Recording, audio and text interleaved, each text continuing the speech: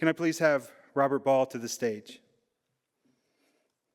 Mr. Ball was best friends with retired Commander Mike Garvey and will be sharing his story.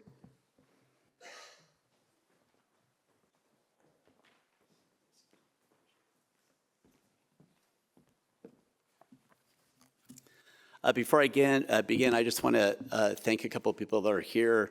A couple honor guard members from the Portland Police Bureau in Oregon. And before I start talking about Mike was the president of Justice, which is I think the largest giver to cops over the number of years.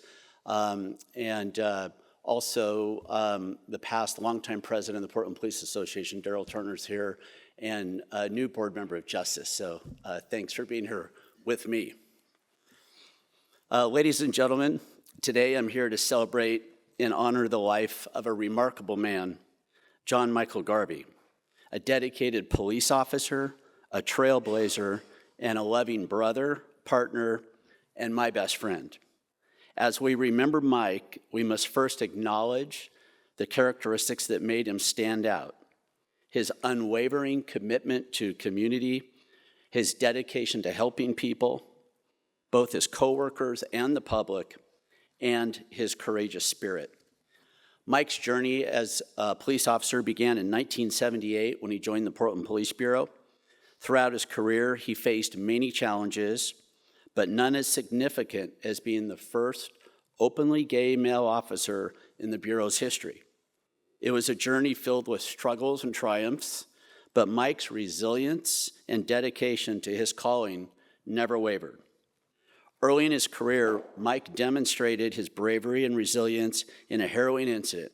As a young officer, he was chasing a suspect into a home. The suspect hid behind a wall, and as Mike entered, he shot Mike in the face and in the hand. Despite his injuries, Mike returned fire and attempted to chase the suspect until he could no longer feel his legs. After a long recovery, Mike regained his health, and the bullet remained at his neck until the day he died, a constant reminder of his courage and determination to serve and protect. Mike faced discrimination and ridicule at so many different parts of his career. Several times when he went to his car after a shift, he would find his car vandalized with "fag" scratched into it or other hateful slurs. One member of the chief's office said to him one time, "No gay guy will ever be promoted to this office on my watch." Mike faced investigations others would never endure. He got called by a supervisor because on a bureau trip to Los Angeles, he was seen in West Hollywood and questioned about his behavior, which was just being in that part of town. He was called in another time because he was seen in the gay area of Washington Park in Portland, Oregon, where he had been parked and enjoying an afternoon get-together with others. He would come home to messages on his recorder. He had the old school where you push the doorbell and it would go to a recorder. And he'd be at work and he'd come home and he would find messages that would be on his machine that included things like, "You don't belong in the Bureau and you need to leave." In each instance, Mike stood strong and defended himself and his rights. In the most trying incident of his career, when he was taken out of a position as commander, when he thought all of that bigotry and hate was behind him, he was investigated due to a false accusation involving someone he dated. Mike really wouldn't have wanted me to sugarcoat this, but the guy, unfortunately, had a past that Mike didn't know about when he started dating him.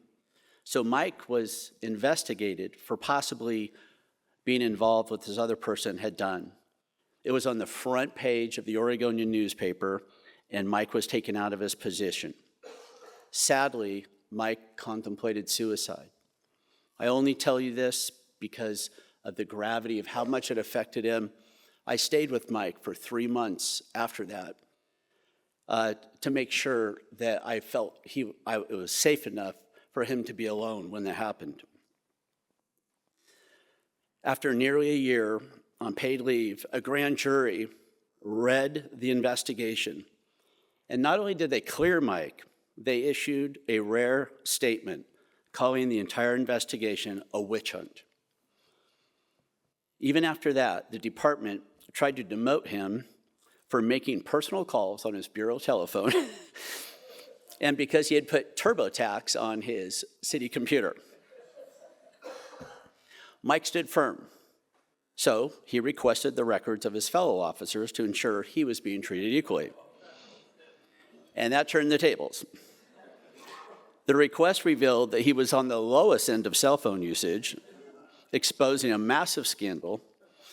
The mayor would have had to fire and demote a wide swath of the bureau, not only in the bureau, but the entire city, it turned out, and ultimately led the mayor to having to declare amnesty for all officers and Mike's full reinstatement as a commander. When Mike returned to work, it was the same old Mike. Every new command position he was given, he would go into full force, being the best person he could be at his job, backing up the officers that work for him, and to the shock of so many officers in the Bureau, Mike would often show up as a cover officer on any kind of call at any time of the night.